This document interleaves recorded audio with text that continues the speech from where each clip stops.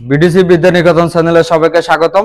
আজকে আমরা করব হচ্ছে নবম দশম শ্রেণীর হিসাব বিজ্ঞানের যে আমাদের এখন হচ্ছে জাবাদার অধ্যায়। আমরা আমাদের পাঠ্য বই থেকে করব হচ্ছে উদাহরণ নাম্বার 1। তাহলে এখানে আগে প্রশ্নটা আমরা একটু পড়ে নিই। এই যে এখানে জনাব নীলা এন্টারপ্রাইজের মালিক, তাহলে এখানে 2017 সালে তার ব্যবসায় কতিপয় লেনদেনগুলো ছিল। এখানে আমরা আজকে এই জাবাদাগুলা যে কিভাবে খুব সহজ হচ্ছে আয়ত্ত করতে পারি এই জিনিসটা শিখবো। এখানে দেওয়া আছে মার্চের 1 যে পণ্য ক্রয় করা হলো, তাহলে এখানে যেহেতু ক্রয় আছে তাহলে ক্রয় থাকলে আমরা ক্রয় সবসময় ডেবিট করি।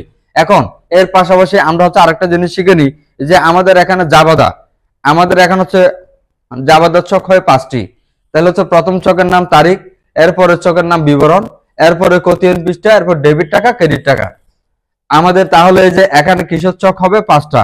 তাহলে আমরা এখানে প্রথমে লিখলাম এই যে এখানে তারিখের কলামে 2017, এরপর মার্চের 1।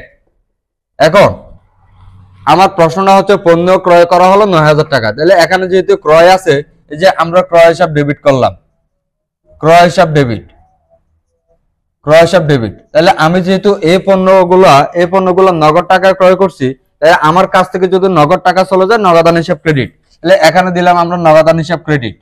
তাহলে নগদান হিসাব ক্রেডিট, নগদান হিসাব ক্রেডিট। তাহলে আমার এখানে কত টাকার পণ্য ক্রয় করা হলো 9000 টাকা। তাহলে আমি এখানে ডেবিট কলামে লিখলাম 9000 আর ক্রেডিট কলামে লিখলাম এখানে 9000 টাকা। এরপরে কারণটা আমরা ছোট করে লিখতে পারি যে এখানে নগদ টাকা পণ্য ক্রয় করা হলো, এভাবে করে আমরা কারণটা লিখতে পারি। এরপর ঠিক একইভাবে এখন হচ্ছে মার্চের 2 তারিখ। এখন এখানে মার্চের 2 তারিখ প্রশ্নটা আছে আসবাবপত্র ক্রয় করা হলো 12000 টাকা। আমরা জানি ক্রয় করলে ক্রয় সবসময় ডেবিট, কিন্তু যদি কোন সম্পদ ক্রয় করি ওই সম্পদের নাম দিয়ে যে আমরা এখানে ডেবিট করব। এখানে সম্পদটা ক্রয় করছি এই যে এখানে লিখলাম 2 তারিখ, 2 তারিখ। আমরা এখানে সম্পদটা ক্রয় করছি কি আসবাবপত্র, তাহলে এখানে লিখলাম আসবাবপত্র হিসাব ডেবিট, আসবাবপত্র হিসাব ডেবিট, আসবাবপত্র হিসাব ডেবিট। আমি যেহেতু এই জিনিসগুলো নগদ টাকা দিয়ে কিনছি, আমার নগদ টাকা চলে গেল, তাহলে নগদ টাকা চলে গেলে নগদান হিসাব ক্রেডিট। এখানে লিখলাম তাহলে নগদান হিসাব ক্রেডিট। তাহলে আমার এখানে যে কত টাকার কিনলাম এই যে এখানে দিলাম 12000 টাকা, ঠিক ক্রেডিট কলামও আমরা হচ্ছে 12000 টাকা লিখলাম। এখন এখানে হচ্ছে কারণ লিখে আমরা এখানে সেটা ক্লোজ করবো এইভাবে। এখন ঠিক একইভাবে হচ্ছে প্রশ্ন নাম্বার 3।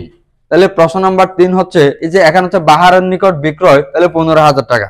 এখন আমরা যদি ক্রয় বা বিক্রয়ের বেলায় যদি কোনো ব্যক্তির নাম বা এখানে প্রতিষ্ঠানের নামটাও থাকে তাহলে আমরা মনে করবো এটা বাকিতে লেনদেন। এখন আমরা যেহেতু বাহারের নিকট বিক্রয় করছি, বিক্রয় থাকলে বিক্রয় সবসময় ক্রেডিট। এখন আমি যেহেতু হচ্ছে বাহারের নিকট বাকিতে বিক্রয় করছি, এই যে বিক্রয় যখন বাকিতে হলো তার মানে আমি কারো কাছ থেকে টাকা পাবো। আমি যদি কারো কাছ থেকে টাকা পাই তাহলে ওই ব্যক্তির নাম হবে হচ্ছে দেনাদার। তাহলে আমি যেহেতু হচ্ছে বাহারের নিকট বিক্রয় করছি তাহলে আমি এখানে দিতে পারি দেনাদার হিসাব ডেবিট। তাহলে দেনাদার হিসাব, এই যে এখানে হচ্ছে দেনাদার হিসাব ডেবিট। এরপর হচ্ছে ব্র্যাকেট দিয়ে এখানে আমরা চাইলে ব্যক্তির নাম লিখতে পারি। এরপর এই যে আমরা যেহেতু বিক্রয় করলাম তাহলে বিক্রয় হিসাব ক্রেডিট দিলাম, বিক্রয় হিসাব ক্রেডিট। এখন আমরা এই যে এখানে হচ্ছে 15000 টাকার পণ্য বিক্রয় করছি, এই জন্য এখানে হচ্ছে ডেবিট কলামও যে এখানে 15000, এরপরে ক্রেডিট কলামও আমরা 15000 টাকা দিলাম। এরপরে আমরা সেটা ক্লোজ করলাম। তাহলে আমরা এখানে ছোট করে কারণটা লিখতে পারি যে বাহারের নিকট বাকিতে বিক্রয় করা হলো। ঠিক একইভাবে এখন প্রশ্ন নাম্বার 7। এখন প্রশ্ন নাম্বার 7-এ আমার এখানে প্রশ্ন কি দেওয়া আছে, ব্যাংকে জমা দেওয়া হলো কত টাকা 8000 টাকা। এখন এই টাকাগুলো কে পাইলো, ব্যাংক পাইলো। এখানে টাকা যে পাবে সে ডেবিট। তাহলে টাকা যেহেতু ব্যাংক পাইলো আমরা এখানে লিখতে পারি এই যে এখানে 7 তারিখ, টাকাগুলো যেহেতু ব্যাংক পাইলো ব্যাংক হিসাব ডেবিট। তাহলে ব্যাংক হিসাব ডেবিট। এখন আমি যেহেতু ব্যাংকে নগদ টাকা জমা দিয়েছি, নগদ টাকা চলে গেছে, তাহলে আমরা এখানে লিখতে পারি নগদান হিসাব ক্রেডিট। তাহলে নগদান হিসাব ক্রেডিট। তাহলে আমার এখানে হচ্ছে ডেবিট, এখানে আমরা ডেবিট কলামে বসালাম হচ্ছে 8000 এবং ক্রেডিট কলামে বসালাম 8000 টাকা। এরপরে আমরা এখানে কারণে লিখতে পারি যে আমাদের এখানে হচ্ছে নগদ টাকা ব্যাংকে জমা দেওয়া হলো। ঠিক একইভাবে এই যে এখানে প্রশ্ন নাম্বার 9, প্রশ্ন নাম্বার 9-এ দেওয়া আছে পণ্য বাকিতে ক্রয়। আমরা জানি ক্রয় করলে ক্রয়, এই যে এখানে ক্রয় করলে ক্রয় সবসময় ডেবিট, কিন্তু যদি কোনো সম্পদ ক্রয় করি ওই সম্পদের নাম দিয়ে আমরা ডেবিট দিব।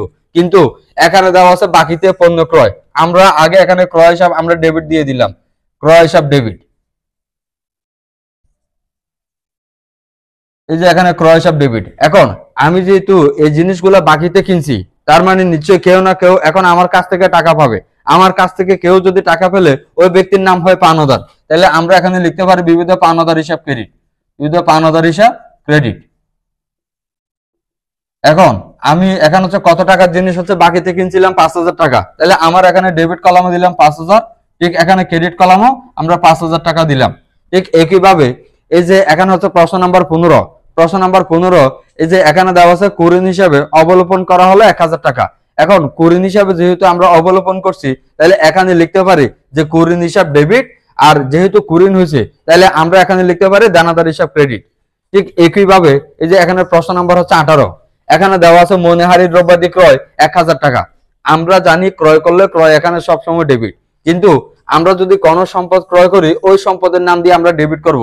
এখানে আমরা ক্রয় করছি মনেহারি, তাহলে আমরা এখানে লিখতে পারি এই যে এখানে 18 তারিখ দিয়ে, তাহলে মনেহারি হিসাব ডেবিট। এখন আমি এই মনেহারি যেহেতু কিনছি, আমার কাছ থেকে নগদ টাকা চলে গেল, নগদান হিসাব ক্রেডিট। ঠিক একইভাবে এই যে এখানে প্রশ্ন নাম্বার 30, কর্মচারীদের বেতন প্রদান করা হলো। এখন এখানে যদি কোনো খরচ হয় ওই খরচের নাম দিয়ে আমরা ডেবিট করব। এখানে খরচটা হলো বেতনের জন্য, তাহলে আমরা লিখতে পারি যে বেতন হিসাব ডেবিট। এখন আমার কাছ থেকে যেহেতু নগদ টাকা চলে গেল, তাহলে নগদান হিসাব ক্রেডিট। ঠিক আমরা ডেবিট দিকেও 7,000 টাকা বসাবো আর ক্রেডিট দিকেও 7,000 টাকা বসাবো। তাহলে আমরা কারণে লিখতে পারি যেহেতু নগদ টাকা অথবা যে কর্মচারীদের হচ্ছে বেতন প্রদান করা হলো।